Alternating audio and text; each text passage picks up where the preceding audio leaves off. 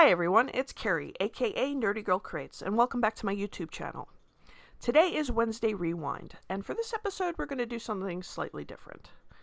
As you may already know, Shang-Chi and the Legend of the Ten Rings has dropped in the movie theater, so I wanted to focus on the actual comic book version of Shang-Chi, who is vastly different from what they're doing in the MCU. Now, Shang-Chi is more focused on kung fu, martial arts, and spy thriller in the comics than in the movies, where they're tying his martial arts also to mystic elements and other worlds and realms. But the Shang-Chi in the comics is very much based on the 70s kung fu movies, specifically Bruce Lee. Now, the character was created by Steve Englehart and artist Jim Starlin, but they actually spins off from a series of novels by Sax Rohmer.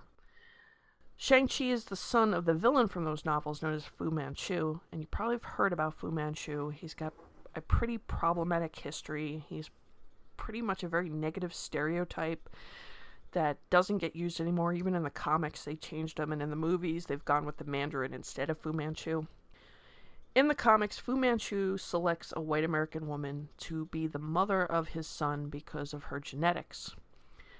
Shang-Chi is born and he's raised in isolation at a base in China by his father, similar to what you see in the movie. Fu Manchu trains his son in all forms of martial arts and expects him to be his successor. Shang-Chi thinks his father is this humanitarian, this non-violent symbol of hope. But when Fu Manchu sends his son out to assassinate an old enemy, Shang-Chi quickly discovers who his father really is and decides to turn his back on his dad, declaring him his enemy and joining forces with this group of British spies to hunt down his father and stop all of his conquering the world plans. Now, there is a couple more characters from the novel that are featured in the comic book and probably won't be able to be featured in any movies because Marvel lost the rights to Fu Manchu and everything associated with it. So you don't have Fu Manchu anymore. You don't have Sir Dennis Nayland Smith, who is the guy Shang-Chi is originally sent after to kill, but then quickly discovers the truth about his father. There's also Fei Lo Su, who is the daughter of Fu Manchu and Shang-Chi's sister.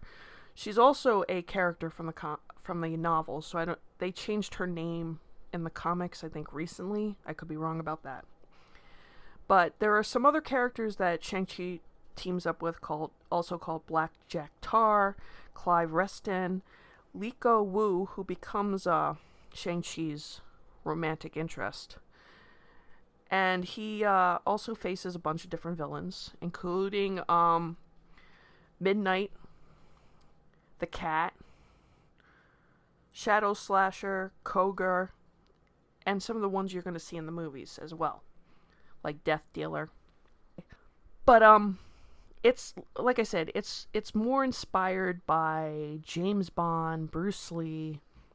There's not really mystical elements in it. Fu Manchu is like that over-the-top James Bond villain. And Shang-Chi is like the Bond type character who just happens to know martial arts. Now, there is a lot of stuff, even looking in the comics. You got to remember, this is the 70s, so a lot of things in there would not pass nowadays. Like, for example, for some reason, Shang-Chi is always drawn and colored very yellow, which is weird because not only because of like the implications of that, like the stereotype implications of that, but there are other Asian characters in this that aren't drawn like that or colored like that, including his love interest. So it's kind of like he stands out amongst them with the way he's colored, and it's a little weird.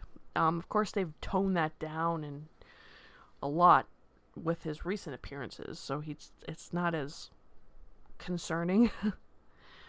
But you get a lot of fun with these stories. You get a lot of, if you're really into like the kung fu martial art films, you know, your Jet Li's, even your Jackie Chan's and your Donnie Yen movies, you would enjoy these. You just gotta really look past a lot of the issues in the comic. Compared to what we're getting now in the MCU with Shang-Chi, I haven't seen the movie yet. I've only seen some footage that's been online in the trailers. And I just kind of feel like they're missing out on what the comics inspired. I mean, Shang-Chi was more based out of Britain. In the movie, he's based out of San Francisco. He's more happy-go-lucky, where in the comics he's much more serious and determined to take down his dad. I could be wrong. I haven't seen the movie. And there is no Katie in the comics. I think she was just made for the MCU. I don't think they even have his love interest from the comics in the movie, which is also kind of disappointing. It's kind of like, it also goes back to like my problem with Iron Man, where they could focus so much on Pepper, but he actually had another love interest in the comics who was his bodyguard, and she didn't even get mentioned or even a scene in any of the Iron Man movies. And he's just, in the comics, he's also got this support group, I guess you can call it, like his base of operations. He's got this team that's got his back. I don't think he's getting that in the movies. I think everything's really focused on him getting magical powers. And the thing about the comic, and I don't mean to be rambling, I'm just kind of getting my thoughts together as I'm going through this. He is known as the Master of Kung Fu. The comics were called The Hands of Shang-Chi, the Master of Kung Fu. And he's pretty much, that's his power, is that he's a master of Kung Fu. He doesn't need superpower abilities. He doesn't need magic bracelets or rings. He doesn't need super serum. I mean, he's outsmarted and outwitted people who do have powers in the comics. You know, he's more of a street level superhero, so it's kind of disappointing to see the MCU decide, well, we need him to be somehow superpowered, even if those superpowers are coming from another device. I think they missed the point of Shang-Chi. That's my opinion. And he's got some interesting villains. I don't know how the villains are going to play out in the movie, because the ones in the movie are from the comics. Knowing the MCU, they're probably going to water them down a lot. I mean, to me, because he's so based on Bruce Lee, I expect somebody with a lot of like that charisma and who's able to also have a lot of darkness in him pull off this role. Again, the MCU Shang-Chi is completely different. There are some aspects that they're pulling from the comics, but it doesn't seem like a lot, in my opinion. If you've seen the movie, you could tell me down below. I'm going to wait until it's available on Disney Plus. I'm not really rushing to the theater to see it. Haven't been impressed by the trailers.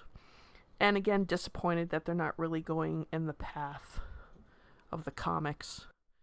And I don't know if Disney just thought, well, you know, nobody's going to come and pay for a Kung Fu movie. Which I don't think is true, because I think some Kung Fu movies have done really well. I mean, you can look at stuff like Crouching Tiger, Hidden Dragon. You can look at Jackie Chan, Jet Li, who I've mentioned before. They do really, really well. That's why I don't buy this, well, we need to have some type of super-powered element to him in the movies. I think you have a lot of super-powered characters in the movies, and I'm not overlooking Black Widow or Hawkeye or even Iron Man. But you do have a lot of superpowered, and you want something that's going to stand out and be a little more unique, in my opinion. And I think they've missed the mark. I really wanted to see more of this Kung Fu spy thriller. And yes, you can get rid of all those problematic issues from the original comic and update it. And you can still have some type of supporting cast, like Blackjack Tar and Clive Reston and Liko Wu. You don't have to use the characters from the novels. I mean, you have, there in Britain, you have Pete Wisdom and I think it's MI13. You know, like Excalibur, that you could have tied this to. I know this is becoming more of a rant than just like a look back on the character. But it was something I brought up on Twitter recently, going on about, I get frustrated when people tell me I need to separate my comic book knowledge from the movies. And there's a point where I understand that. Like, for example, and this is what I mentioned on Twitter, I actually like and understand why they did Bucky the way they did in the movies compared to the comics, because in the comics, Bucky Barnes is a teenager who happens to discover Steve Rogers as Captain America and kind of like talks his way into being his sidekick. That's not gonna fly in a live action movie. It's probably one of the reasons why the Robins haven't been done well yet. So making him also his childhood friend, I think also added a lot more of emotional impact. But still at the end of the day, he was Bucky Barnes. When he became Winter Soldier, he was Winter Soldier. They kind of changed how he became Winter Soldier, but he was still recognizable from the comics. I look at these trailers for Shang-Chi and I'm kind of like, this is not the Shang-Chi I've read in the comics. Now, I'm not a die-hard Shang-Chi fan. I want to also make that known. I'm not sitting here going, oh my god, this is my favorite character in the whole entire world and you ruined it. I'm not saying that.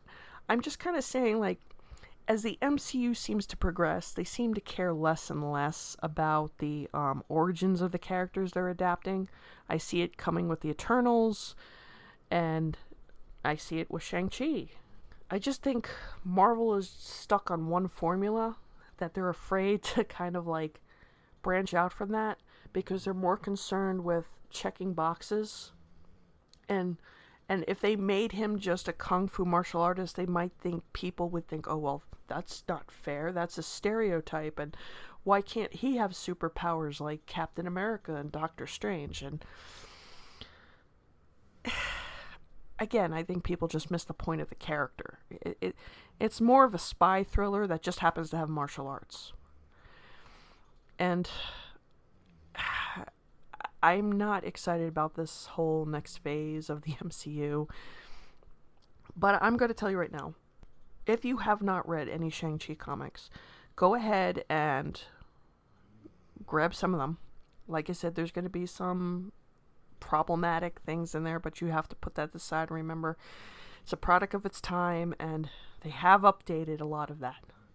They've gotten rid of a lot of it. I have not read the most recent run of Shang-Chi, but I did read him in with Agents of Atlas. And I actually like Agents of Atlas. I thought that was a pretty good run. Not too crazy about a lot of mainstream stories, but they had a lot of new original characters in there who were of Asian descent, and I'd recommend picking that up. But go ahead, read Shang-Chi, and then comment down below. Tell me what you think. Would you prefer the Shang-Chi from the comics, or would you prefer the Shang-Chi that's in the movies now? And I will catch you on the next video. Bye.